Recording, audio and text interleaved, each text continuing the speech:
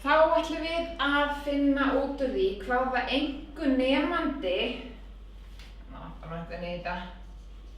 þarf að ná til að vera í meðal þeirra nemenda sem fá topp 10% eða topp 10% nemenda á prófinu.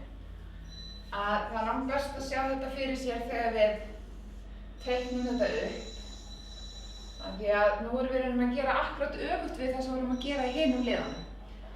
Að nú veit ég, áður vorum við að finna gildin hérna á þessum við vorum að finna, við fengum uppgefin ykkur gild á ásnum hérna og vorum að finna ykkur líkur. En nú ætlum við að finna út hvar stend ég hérna og aftur ég er í meðaltali 1026, svona.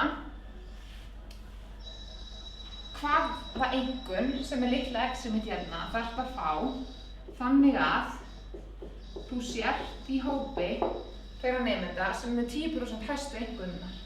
Og hæstu einkunnar eru augljóslega hérna í hægri halanum. Hér eru lægri en 1026 og hér eru hærri en 1026.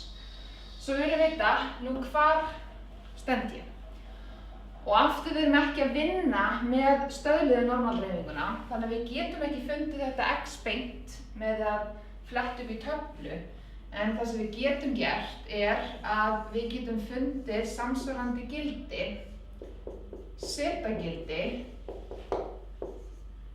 fyrir þá stöðluðu og svo vörpum við þessu setagildi hérna aftur hérna og finnum x-gildið út frá setagildinu. Þannig að það sem þið þurfa að byrja að gera er að fletta upp í töflu stöðluðu normaldreifingarinnar og nú þekkjum við phi af zeta hér er jafnt á 0,9. Það eru 10% hérna mér á hægri hönd, þá eru 90% mér á vinstri hönd. Þannig að þið finnið phi af zeta jafnt á 0,9 og finnið þá tilsvarandi setagildi og þið sjáuð að það er jafnt á 1,28.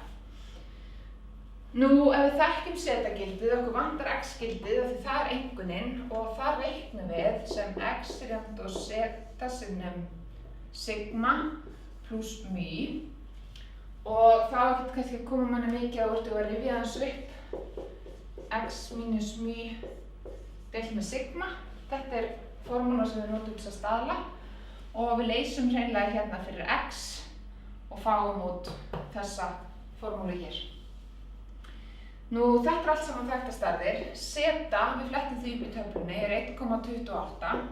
Sigmað okkar er 209 og myið okkar er 1026.